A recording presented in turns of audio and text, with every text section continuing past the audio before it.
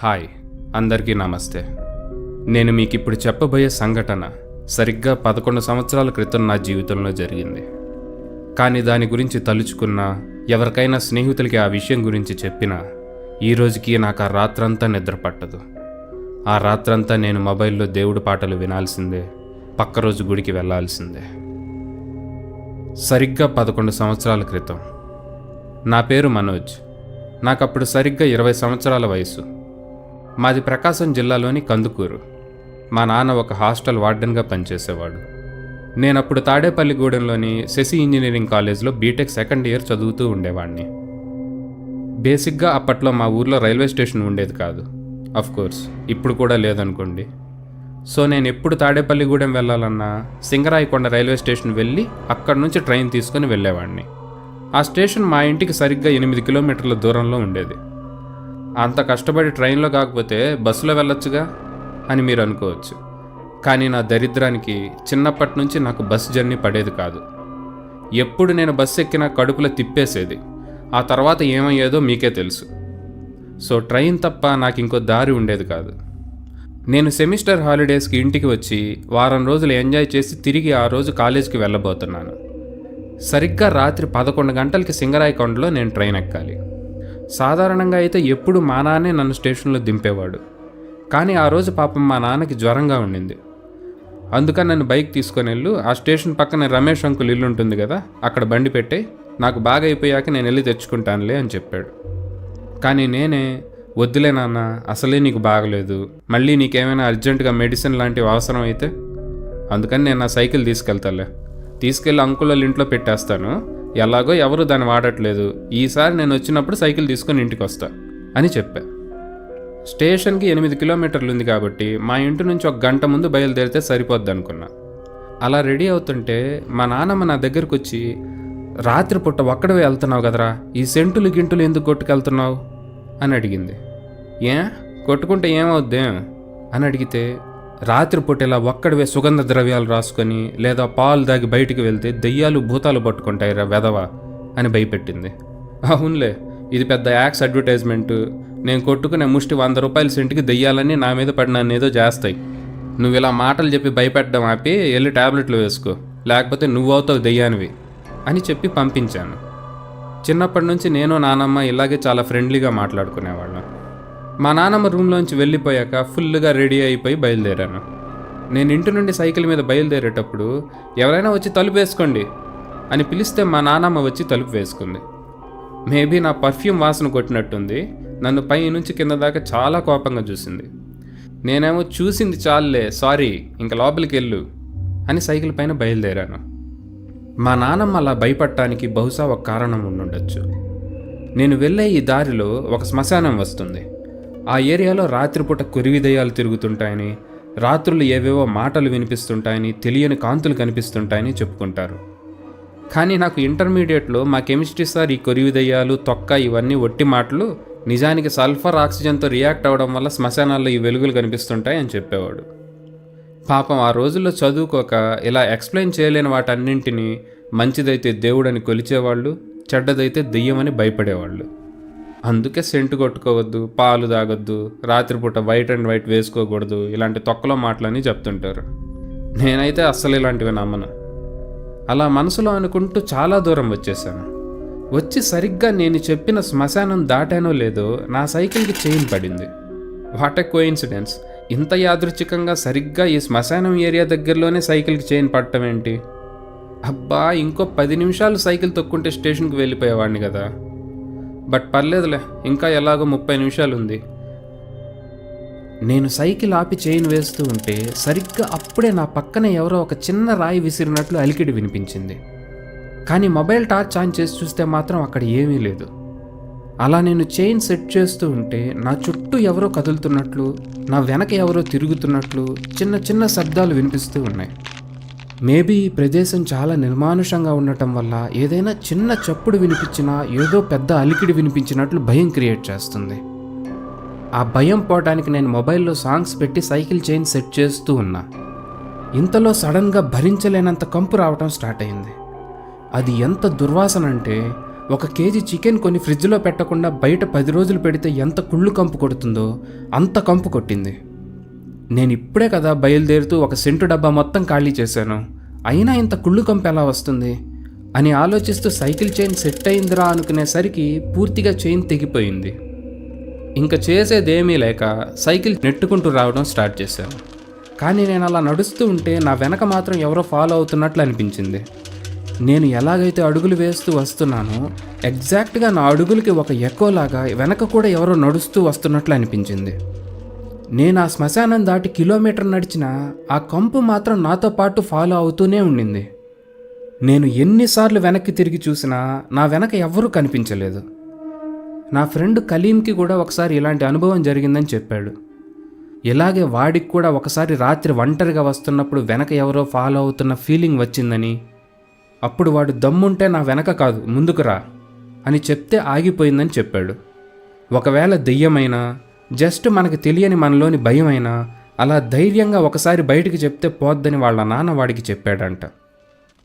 అలా నా వెనకాలే ఈ నడక శబ్దం, చెప్పలేని దుర్గంధం ఆల్మోస్ట్ 2 కిలోమీటర్ల నుంచి నన్ను ఫాలో అవుతుండేసరికి నేను కూడా నా ఫ్రెండులాగే ధైర్యం చేసి దమ్ముంటే నా వెనక కాదు నా ముందుకు రా అని పెద్దగా చెప్పాను. నేను అలా చెప్పానో లేదో వెంటనే నా వెనక ఆ అడుగుల శబ్దం ఆగిపోయింది, ఆ దుర్గంధం కూడా పోయింది. ఒరే, నిజంగా కలీంగాడు చెప్పింది వర్కౌట్ అయిందే అనుకొని ట్రైన్ మిస్ అయిపోతానని స్పీడ్గా సైకిల్ నెట్టుకెళ్ళడం స్టార్ట్ చేశాను. నేను అలా నెట్టుకెళ్తుంటే సరిగ్గా నాకు కాస్త ముందుగా ఎవరో ఒక ఆమె చేతిలో ఏదో సంచి తీసుకొని వెళ్ళటం చూశాను. దూరం నుంచి ఆమె చేతిలో సంచి చూస్తుంటే ఆమె కూడా స్టేషన్కి అని అర్థమైంది. ఆమెని చూశాక నాకు కాస్త భయం తగ్గింది. కానీ దగ్గరికి వెళ్తూ ఆమెను గమనిస్తే ఆమె వెనక మల్లెపూలు పెట్టుకుని ఉంది.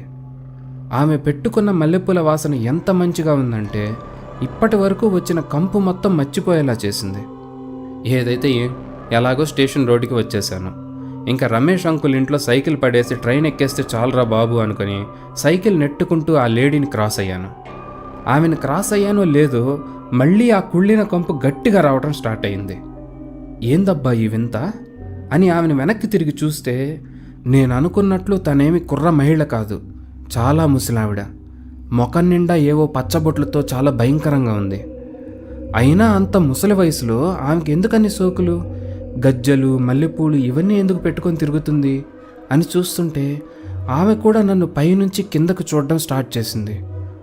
వామ్మో ఇవన్నీ నాకెందుకులే అని తల ముందుకు తిప్పి నడుచుకుంటూ పక్క గల్లీలోకి వచ్చేసాను. అయినా ఈమెకేమన్నా మెంటలా, మనముడు వయసున్న నన్ను పైకి కిందకి చూస్తుందేంటి అలా అనుకుంటూ రమేష్ అంకుల్ వాళ్ళ ఇంట్లో సైకిల్ పెట్టేసి నడుచుకుంటూ స్టేషన్లోకి వచ్చి టికెట్ తీసుకున్నాను. ఆ ముసలావిడ కూడా ఏమైనా స్టేషన్లోకి వచ్చిందేమో అని గమనిస్తే నా అదృష్టం కొద్దీ ఆ స్టేషన్లో ఎవరూ లేరు. నా ప్లాట్ఫామ్ పైన ఆమె కోసం వెతికితే నేను ఒక ఫ్యామిలీ తప్ప నా ప్లాట్ఫామ్ మీద ఎవ్వరూ లేరు. ఎవరో అంకుల్, ఆంటీ, ఒక అమ్మాయి, ఒక బాబు ఉన్నారంతే. నాకు ఇంకా భయం తగ్గక ఆ ఫ్యామిలీ పక్కకెళ్ళి నిల్చున్నాను. అక్కడ అంకుల్ నన్ను చూసి, నువ్వు వెంకటేశ్వర్ల అబ్బాయివి కదూ అని అడిగాడు. అవును అంకుల్, మీకు మా నాన్న తెలుసా అంటే, మీ నాన్న నేను చిన్నప్పటి నుంచి ఫ్రెండ్స్ అయితే, అయినా మీ నాన్నకి మీ అమ్మకి రిజిస్టర్ మ్యారేజ్ చేసినప్పుడు సాక్షి సంతకం కూడా నేనే బాబు చేసింది అని చెప్పాడు. అంకుల్ అలా పలకరిచ్చేసరికి నాకున్న భయం మొత్తం పోయింది. నేను వాళ్ళకి స్టేషన్ దగ్గర కనిపించిన ముసలావిడ గెటప్ గురించి చెప్తే ఆ గజ్జలు, ఆ మల్లెపూలు వీటన్నిటి గురించి వాళ్ళు చాలా నవ్వుకున్నారు. అప్పుడే వాళ్ళ అమ్మాయిని గమనిస్తే నవ్వితే చాలా అందంగా ఉంది అనిపించింది.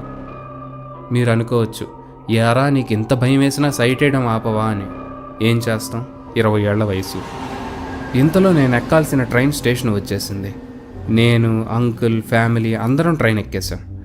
కానీ నేను ట్రైన్లోకి ఎక్కేటప్పుడు మా బోగీకి సరిగ్గా 4 బోగీల అవతల ఆ ముసలావిడ కూడా ట్రైన్లోకి ఎక్కడం గమనించాను. కానీ ఆమె ట్రైన్ ఎక్కే ముందు ఒక 10 సెకండ్ల పాటు నన్ను నవ్వుతూ చూస్తూ ఉండింది. ఈమె మనిషా దెయ్యమా, ఎందుకు నన్ను ఇలా ఫాలో అవుతుంది అని భయం వేసి వెంటనే ఆ ట్రైన్లోకి ఎక్కేశాను. ఆమె నన్ను అలా దూరం నుంచి నవ్వుతూ చూడటం కాస్త తేడాగా భయంగా అనిపించింది. అయినా ఆమె 4 బోగీల అవతల కదా ఎక్కింది. అదీ కాక నేను ఇప్పుడేం ఒంటరిగా లేను, నాతో పాటు ఒక ఫ్యామిలీ ఉంది. సో నన్నేం చేస్తుందిలే అనుకున్నాను. మా బోగీలో ఆ రాత్రి మేం తప్ప ఇంకెవరూ లేరు. ఎందుకంటే 2 స్టాపుల్లో ఫైనల్ డెస్టినేషన్ వచ్చేస్తుంది. దిగాల్సిన వాళ్ళందరూ నెల్లూరులో దిగిపోయి ఉంటారు. ఈలోగా అంకుల్ నాతో మాట్లాడుతూ ఆయన మా నాన్న చిన్నప్పటి నుంచి చేసిన సిల్లీ విషయాల గురించి చెప్పి తెగ నవ్వించారు. నాకు ఆయన అంత ఎంటర్టైనింగ్గా మాట్లాడుతున్నా మనసు మొత్తం నవ్వుతూ ఎదురుగా కూర్చున్న వాళ్ళ కూతురుపైనే ఉండింది. Maybe love at first sight అంటారు కదా, అది ఇదేనేమో అనుకున్నా. నేను ఆ అమ్మాయిని ఇంప్రెస్ చేయడానికి నాకు ఐఐటి కూడా వచ్చేది అంకుల్, జస్ట్ 2 మార్కుల్లోనే మిస్ అయింది. అయినా నా యాంబిషన్ అంతా ఐఏఎస్ ఐపీఎస్ లాంటివి అవ్వడం అంకుల్ అని తెగ బిల్డప్ ఇచ్చా. నేను అలా ఆనందంగా మాట్లాడుతున్నా ఎక్కడో నా బుర్రలో ఇంకా ఒక మూల ఆ ముసలావిడ ఇదే ట్రైన్లో ఉందన్న విషయం, ఇందాక నేను ట్రైన్ ఎక్కేటప్పుడు నన్ను చూసి నవ్విన ఆ నవ్వు, ఇవి మాత్రం నన్ను కొంచెం తెలియని టెన్షన్కి గురి చేస్తూనే ఉన్నాయి. అలా మాట్లాడుతుంటే ఎప్పుడొచ్చిందో తెలియలేదు కానీ నెక్స్ట్ స్టేషన్ వచ్చేసింది. మేము ఇక్కడే దిగాలి బాబు, మీ నాన్నకు ఫోన్ చేస్తానని చెప్పు అని అంకుల్ వాళ్ళు దిగటం స్టార్ట్ చేశారు. అంకుల్ వాళ్ళు అలా దిగిపోతూ ఉంటే ఇంకా ఈ భోగిలో నేను ఒక్కడనే ఉంటాను ఎలా రా అనుకున్నాను. ఇంకా కాసేపైనా ట్రైన్లో ఉండుంటే ఆ అమ్మాయి పేరైనా కనుక్కునేవాడిని అనిపించింది. సరిగ్గా అప్పుడే అదేదో దేవుడే స్వయంగా చేసినట్లు ఆ అమ్మాయి చెప్పు ఒకటి సీటు కింద కనపడకుండా పోయింది. తను అలా చెప్పు కోసం వెతుకుతూ ఉండేసరికి ట్రైన్ కూడా కదలటం స్టార్ట్ అయింది. ఆ అమ్మాయి డాడీ డాడీ ఆగండి అని అరిచింది. నేను కూడా అంకుల్ అంకుల్ ఆగండి అని పిలిచాను. పాపం అంకుల్ ట్రైన్ తిరిగి ఎక్కేలోగా ట్రైన్ మూవ్ అవ్వడం స్టార్ట్ అయిపోయింది. కానీ ట్రైన్ స్పీడ్గా కదిలేసరికి అంకుల్ ఏమీ చేయలేని పరిస్థితిలో ఉండిపోయాడు. పాపం ఆయన ముఖంలో నాకు ఆందోళన చాలా క్లియర్గా కనిపించింది. అలా మూవ్ అవుతున్న ట్రైన్లో నుంచి నేను, అంకుల్ మీరేం వర్రీ కాబాకండి, రేపు ఉదయం నేను తన్ని జాగ్రత్తగా బస్ ఎక్కిస్తాను అని అరిచాను. బట్ ఎంతైనా వయస్సుకు వచ్చిన కూతురు కదా, అంకుల్ మాత్రం చాలా కంగారు పడిపోయారు. కానీ నాకు మాత్రం ఒక రకంగా ఆనందం వేసింది. ఒంటరిగా లేకుండా ఎలాగో నాకు తోడు దొరికింది, అదీ కాక ఈ అమ్మాయితో ప్రయాణం. అలా ఏడుస్తూ కంగారు పడుతున్న తనతో, అయ్యో మీరేం బాధపడకండి, రేపు దగ్గరుండి నేను మిమ్మల్ని బస్ ఎక్కిస్తాను. ఈ నైట్కి కూడా మీరు మా క్లాస్మేట్ అమ్మాయిలు కొంతమంది ఒక పీజీలో ఉన్నారు, అక్కడ స్టే చేయొచ్చు అని ధైర్యం చెప్తుంటే సడన్గా మళ్ళీ నాకు ఆ కుళ్ళిన వాసన రావడం స్టార్ట్ అయింది. ఆ ముసిలావిడ నన్ను వెతుకుతూ ఒక్కొక్క బోగి దాటుకుంటూ నా దగ్గరికి వస్తుందని నాకు అర్థమైంది. నాకేమైనా పర్లేదు, తనకి మాత్రం ఏమీ కాకూడదు అనుకుని ఒకవేళ ఆమె మా బోగిలోకి వస్తుందేమో అని ఆ బోగి ఎంట్రన్స్ ఏరియా చూస్తూ ఉన్నాను. ఆ అమ్మాయి కూడా ఆ కంపు భరించలేక ముక్కుకి చెయ్యి అడ్డం పెట్టుకుని, మీరు ఇందాక చెప్పిన ఆ మహిళ ఎక్కడి నుండి మిమ్మల్ని ఫాలో అవుతూ వచ్చింది అని అడిగింది. నేను సైకిల్ నెట్టుకుంటూ స్టేషన్కి వచ్చానని చెప్తే చీప్గా ఉంటుందని, యాక్చువల్గా నేను నా బైక్ పైన 100-120 స్పీడ్లో కందుకూరు నుంచి సింగరాయకొండ స్టేషన్కి వస్తూ ఉన్నాను. ఆ శ్మశానం ఏరియా దగ్గర ఈ ముసలావిడ నన్ను లిఫ్ట్ అడిగింది. నేను ఆపి మొక్కను చూస్తే కొంచెం వెయిర్డ్గా ఏదో ఒక మంత్రగత్తెలాగా అనిపించేసరికి నేను లిఫ్ట్ ఇవ్వకుండా వచ్చేసాను. అందుకే నా మీద ఇలా పగపెట్టినట్టుంది అని చెప్పాను.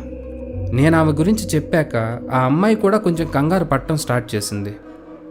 ఈలోగా నేను ఊహించినట్లే ఆ ముసలావిడ మా బోగిలోకి వచ్చి మా సీట్లకి పక్క సెక్షన్లో కూర్చుంది. ఆమె నన్ను చూస్తున్న చూపుకి నాకు గుండె దడదడలాడింది. పాప నాకంటే ఆ అమ్మాయి ఇంకా భయపడిపోయి వచ్చి నా పక్కన కూర్చుంది. ఏం కాదు భయపడబాకండి, నేనున్నాను కదా, ఎక్స్ట్రాలు చేయనండి అప్పుడు చెప్తా. అయినా నేను లిఫ్ట్ ఇవ్వకపోతే మరీ ఇంత పగపట్టం ఏంటండి అని అన్నాను. దానికి నా పక్కన అమ్మాయి నవ్వుతూ, అబ్బచా అవునా, అయినా నువ్వు మరీ కోతలకు వస్తున్నావులే, నువ్వు వచ్చింది సైకిల్ మీద కదా అని చెప్పింది. నాకు ఒక్కసారి ఏమీ అర్థం కాలేదు. లేదండి నేను బైక్ పైన వచ్చాను అంటే, లేదు నువ్వు సైకిల్ పైనే వచ్చావు, అది తోసుకుంటూ వచ్చావు, ఎవరిని మోసం చేస్తావు, మేం కూడా అదే దారిలో వచ్చాం. ఓ మీ ఫ్యామిలీ కూడా ఆ దారిలోనే వచ్చారా? నేను వచ్చేటప్పుడు నన్ను కార్ క్రాస్ అయింది, అది మీదేనా? ఏదో అయినా తప్పదులేండి, మీలాంటి అందమైన అమ్మాయిని ఇంప్రెస్ చేయాలంటే ఆ మాత్రం చెప్పాలి కదా అని చెప్పాను. అయినా నువ్వు నన్ను ఇంప్రెస్ చేయాల్సిన అవసరం ఏముంది చెప్పు, నేను నీకు ఆల్రెడీ పడిపోయాను, పక్కన రాళ్ళేసి పిలిచినా నువ్వే నన్ను పట్టించుకోలేదు అనింది. ఆ అమ్మాయి మాటలు విని ఆ పక్కనున్న ముసలావిడ పెద్దగా నవ్వటం స్టార్ట్ చేసింది. నేను కన్ఫ్యూజన్లో ఆలోచిస్తూ ఉంటే సరిగ్గా అప్పుడే మా నాన్న నుంచి నాకు కాల్ వచ్చింది. నేను కాల్ లిఫ్ట్ చేసి మాట్లాడితే, ఇప్పుడే సంజయ్ అంకుల్ కాల్ చేశాడ్రా, ఆయన రైల్వే స్టేషన్లో కనిపించాడంటగా, అయినా ఆయన ట్రైన్ దిగేటప్పుడు పిచ్చిగా ప్రవర్తించావంట అని అడిగాడు. నాకు పిచ్చి అన్నాడా? ఆయనకే పిచ్చి పట్టినట్టుంది, ఆయన అమ్మాయిని ట్రైన్లో వదిలేసిపోయాడు అంటే, అసలు వాడికి అమ్మాయే లేదు కదరా, అదే చెప్పాడు నువ్వేదో అమ్మాయి గురించి మాట్లాడుతున్నావని అని చెప్తుంటే ఫోన్ సిగ్నల్ కట్ అయింది.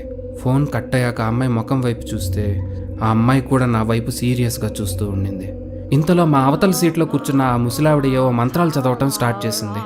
సడన్గా భోగిలో చెప్పలేనంత చల్లదనం స్టార్ట్ అయింది. నా పక్కనున్న అమ్మాయి గట్టిగా అరవటం స్టార్ట్ చేసింది. ఇంతలో ట్రైన్ ఒక టనల్లోకి ప్రవేశించింది. భోగి మొత్తం ఒక 10 సెకండ్ల పాటు పూర్తిగా చీకటిగా మారిపోయింది. అప్పుడు నాకు దాని ఆకారం ఫ్లాష్గా కనిపించింది. అది చెప్పలేనంత పెద్దగా అరుస్తూ ఉంది. ఆ ముసలావిడ కూడా నా దగ్గరకు వచ్చి మంత్రాలు చదవటం స్టార్ట్ చేసింది.